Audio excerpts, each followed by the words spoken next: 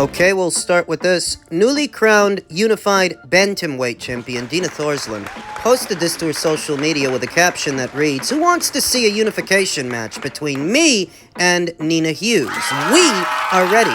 Champions should fight champions, especially when both want it. Let's go." It just so happens that Dina Thorslund and Nina Hughes share the same manager in Lee Eaton, and that's a less than ideal situation, but there are only 3 champions at this weight, and they really don't have a choice. The only other champion is otherwise preoccupied. Ebony Bridges, IBF champion, who will be boxing on the undercard of Haney versus Prograis. So as far as Nina Hughes, who wants to unify, Nina, who sports a professional record of 6 wins, no losses, and no draws, 2 knockouts, she's the oldest of the 3 champions at this weight. She's got no time to waste. If she wants to be in a big fight, this could be her opportunity. Even if I don't like her chances, I won't begrudge her ambition. A fight between Nina and Ebony would have been a far more even fight than this one, than a fight with Dina, who sports an unblemished record of 20 wins with no losses, no draws, 8 knockouts by and large. A more experienced professional than Nina Hughes, than Ebony Bridges, having been a champion at 2 weights and currently being unified champion at bantamweight, holding both the WBO and WBC titles. The WBC title she picked up in her last fight against Mexico's own Yuli Hang Luna, an experienced champion, then champion like herself. Dina boxed 2 times this year. Dina Thorslund, in spite of being younger than Nina Hughes and younger than Ebony Bridges, she is a more experienced professional than the both of them. More professional bouts, more rounds in the bank than both of them, with a better resume, better so far than both of them. The crown jewel of Dina Thorslund's resume is the scalp of Yuli Hangaluna, who she fought in her last fight. A better fighter, a much better fighter, for me and my money, than any fighter Ebony's fought so far, and any fighter that Nina Hughes has fought so far. Nina Hughes, who saw action only once this year, and that was back in June, against Katie Healy. And what is surprising is that even though Nina Hughes is the one that's with a major promotional outfit fighting on a major platform, she was less active this year than Dina Thorslund, who's not with a major promotional outfit, though she has a respectable resume. Respectable so far, having collected the scalps of 3 unbeaten fighters. 3 very good fighters, in Tycee Gallagher and then champion Jamie Mitchell. In her last fight, unbeaten Katie Healy. Nina's good. Just because I don't like her chances against Dina doesn't mean that Nina isn't a quality operator. She's good. She's very good. Mid-range to inside. She's a strong puncher that shows good variety, good shot selection within close quarters. Best described as a mid-range to inside pressure fighter. She does her best within a round to stay on top of her opponent. She's not an outside jabber, outside mover. She's a mid-range to inside combination puncher. And as stated, a fight between her and Ebony would have been a more even contest than a fight between Nina and Dina, as both Nina and Ebony are mid-range to inside fighters, mid-range to inside pressure fighters, combination punchers. So if the fight between them would have got made, that really would have been a 50-50 fight. But this fight between Nina and Dina, I heavily favor Dina Thorslund to win it, in spite of what Nina has shown me so far and her good amateur background. Power in the pocket. Capable close quarters fighter that she might be. She's got a couple of drawbacks in a potential fight with Dina. One of them is that she's a lot more flat-footed than Dina Thorslund. Dina is bouncy, bouncing in and out of striking distance, throwing leaping hooks, whereas Nina is slower on her feet, more flat-footed, fighting out of a wide stance, inching forward. Punches wider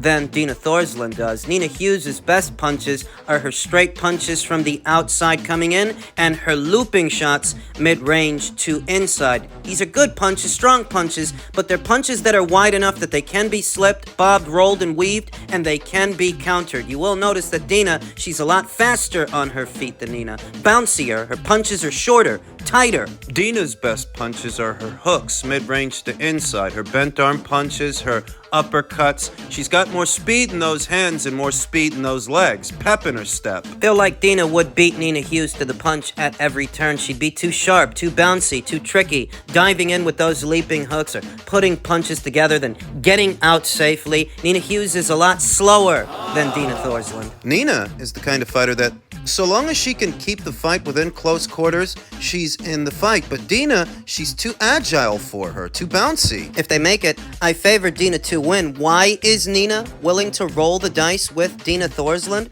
Well, maybe it's because she's getting up there in age. She wants to be in a big fight, make a big payday, and this is her only option right now. Ebony's busy. Fighting Dina, dangerous as it is, might get her a bigger purse than fighting someone else because it's a unification match. So we'll see if Matchroom decides to make this thing. And if they do, I like Dina Thorslund to win it.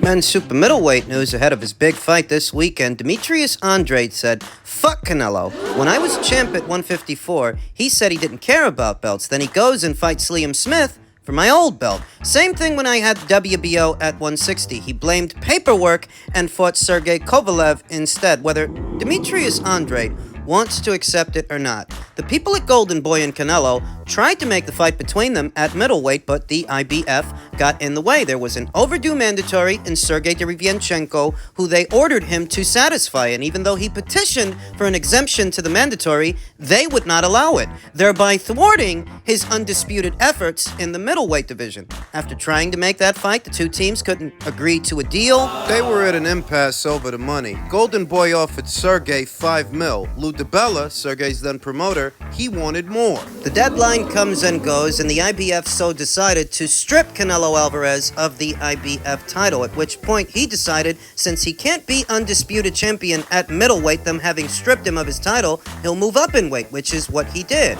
Eventually resuming his undisputed campaign at a higher weight, at super middleweight. Demetrius, he doesn't want to let it go, nor do his small rabble of supporters, but that's what happened. And as many times as I've explained that entire situation over the years, Demetrius' supporters still choose to run with the narratives that he propagates. Demetrius Andrade, who said, "When I beat him, he's young enough to endure the loss," in reference to David Benavidez, who he's going to be fighting this weekend. In truth, I think it's a good fight. I think it's intriguing. I am going to purchase that pay-per-view. But let's curb our enthusiasm a bit, because this is the first time that Demetrius is fighting in anything semblant to a signature fight. He's had plenty of opportunities to fight credible opponents over the years, and he's walked away from a good number of those fights over the years. When you take shots at Canelo Alvarez for not fighting you at 154. Just think about who he did fight at 154. He fought a then unbeaten Austin Trout, unbeaten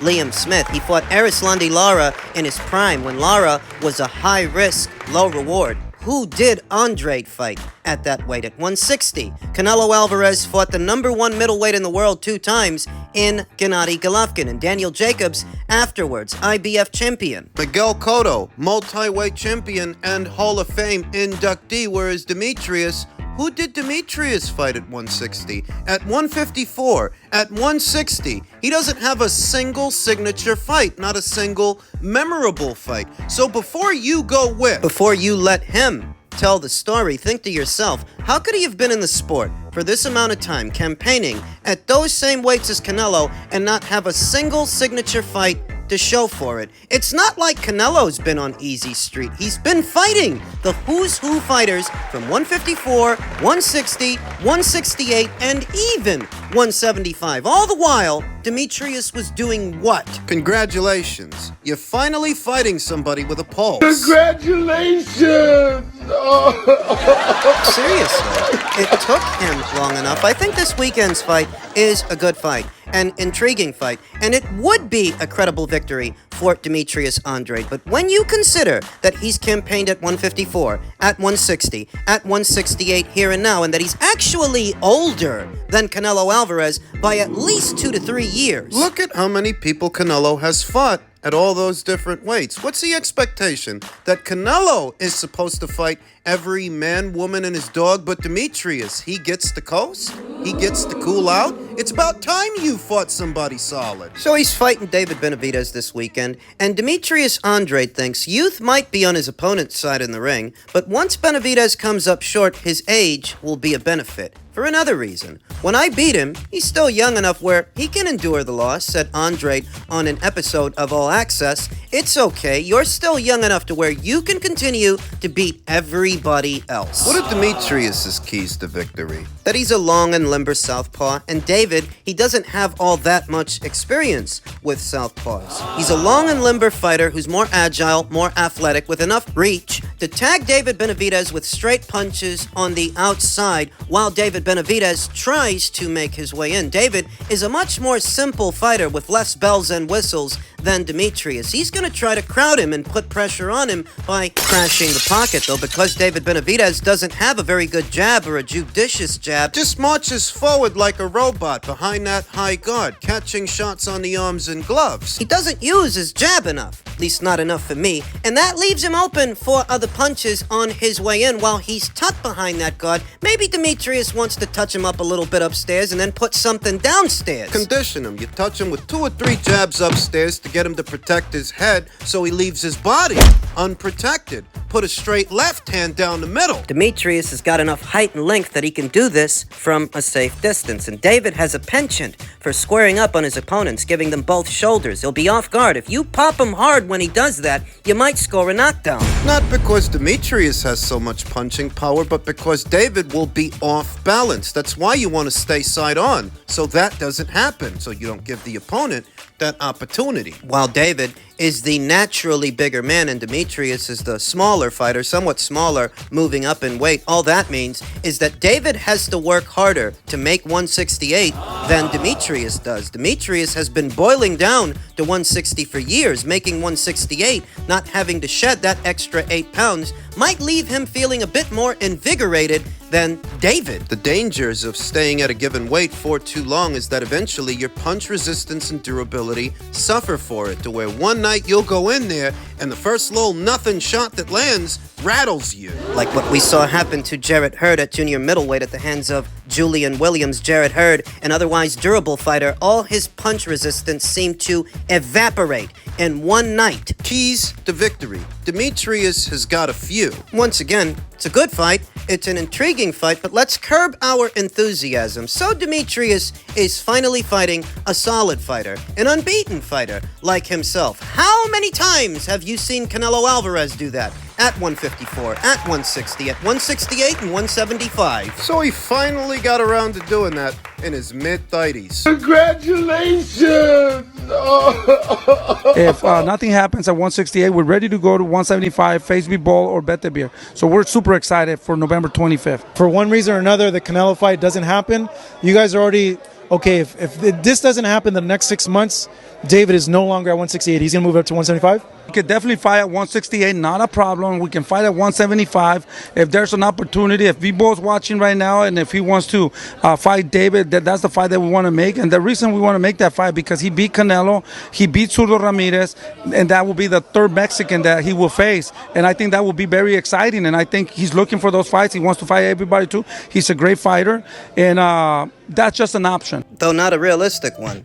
At this time, Dimitri Bivol is set to participate in the big December show in Saudi. After that, what they want to do is put Dimitri in the ring with Artur Beterbiev, provided that Artur takes care of business early next year against Callum Smith. And if both guys stay unbeaten and stay champions, the plan is to do the fight between them next year. Both Dimitri and Artur may be preoccupied in the coming year, and even beyond that. Who's gonna pay for the fight? Who's gonna bankroll it? Is David Benavidez willing to cross the street for those fighters, those champions? Because that's what they would be in that situation, whereas David, he would be just a challenger. This weekend's fight will be his second pay-per-view appearance, and being honest with you, I don't think this pay-per-view is going to do well at the box office. I don't. David Benavidez does not command the right size audience to where those champions would come to him the way they would if it were Canelo. He himself does not provide a big enough financial incentive, so if he's really serious and he wants those fights, he would either have to go to Matchroom for Dimitri or Top Rank for Artur. Jose is just talking anyway. Though what's interesting is there seems to be a sense of urgency. Perhaps this was a harder camp for David than usual, continually trying to boil down to 168. Knows he's on borrowed time. He knows he can't keep doing that. He can't do it forever. Even if he's not really serious about fighting Artur or fighting Dimitri, they might be serious about moving up to 175 in the near future. As 168, it can't be getting easier for David to make. David's in his mid-20s, and his body is still growing. Still don't seem all that crazy about that David Morrell fight. Maybe to them, David Morrell is a high-risk, low-reward, and if you're going to roll the dice, it might as well be for a belt, might as well be for a title. Maybe that's the rationale. Compared to David Morrell, Dimitri Bivol, and Artur Beterbiev, they are champions, and they are more familiar faces and accomplished fighters than David Morrell is, though at the same time, this is Jose Benavidez we're talking about. This is Jose saying this, and Jose says a lot of things, most of which I don't even think he means. It's fluid. The whole thing is fluid because I don't know that anyone can take Jose at his word, though at the same time, when you think about what is going on at the PBC, that they don't have a broadcast partner giving them an annual budget. And that Canelo may or may not give David Benavidez the time of day if he wins this weekend, this upcoming Cinco de Mayo in the following year. If he doesn't, what's David gonna do? I would prefer to see Canelo Alvarez face the winner of this fight next year, though if by some chance he doesn't, David's up the creek without a paddle. In that situation, the PBC wouldn't have much for David to do outside of a David Morrell fight, which is a good solid fight for the hardcores, but it's not a big money fight. Is Team Benavidez now courting the idea that they might change their decorum in the coming year? Or are they going to stay on the island hidden behind a paywall? David's last pay-per-view didn't sell much. I don't think this one will either. Neither guy has got all that big a fan base. I would like to believe that these are fights they're looking at if things don't work out with Canelo, though even if they are, it's like I told you,